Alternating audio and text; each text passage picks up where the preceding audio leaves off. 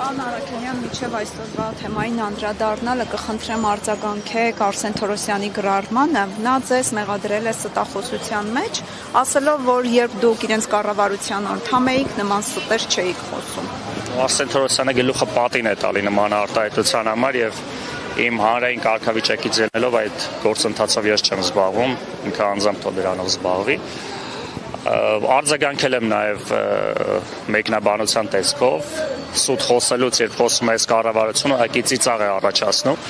Ընդհանրապես այն ինֆորմացիան, որը ես շատ հազվադեպ տեղեկացնում եմ, դրանք ամբողջությամբ իրականություն է, եւ այդ մասով, եթե Նիկոլ Փաշինյանը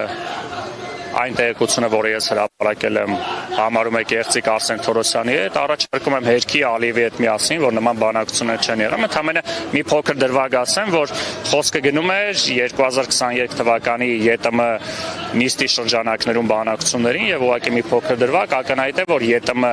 նիստերի ժամանակ այլ պետությունների ղեկավարներ չեն մասնակցում, որոնք որևէ առնչություն չունեն ԵՏՄ-ին այդ պարագայում Ադրբեջանի մասին էր խոսքը եւ ակնհայտ է, որ Ադրբեջանի նախագահի ԵՏՄ նիստի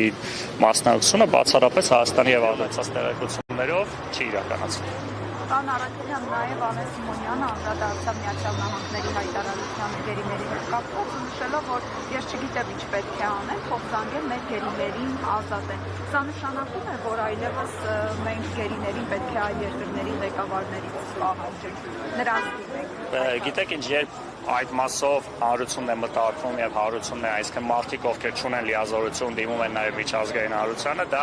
ցավոք նորմալ է եւ նաեւ շատ ցավալի է, որ նաեւ մենք այսօր Հայաստանի Հանրապետությունում գտնվող Հայաստանի Հանրապետության կառավարությունից ինչ-որ բան ենք պահանջում մեր քաղաքացիների վերաբերյալ, ովքեր Բաքվի բանտում են, բայց այն, որ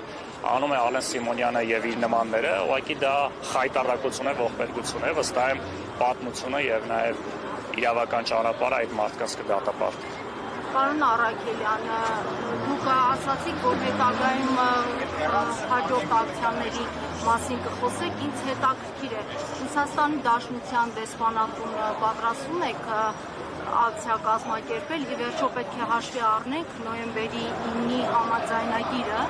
որը եռակողմ համաձայնագիր էր եւ այդ համաձայնագրի տակ ստորագրել է եւ Բաքուն, եւ Երևանը, եւ Մոսկվան։ Դիմում ենք միջազգային հանրությանը միշտ, սակայն Ռուսաստանի Դաշնության մասին կարծես չի խոսվում, հաշվի առնենք նաև, որ ռուս խաղաղապահներն էին կանգնած Արցախում, երբ որ հենց Վագիվ Խաչատրյանին, օրինակ Կարմիր խաչի մեքենայից իջացրեցին եւ որևէ քայլ մենք չտեսանք ռուս խաղաղապահների կողմից։ Այն, որ դիմում ենք միջազգային հանրության մեջ է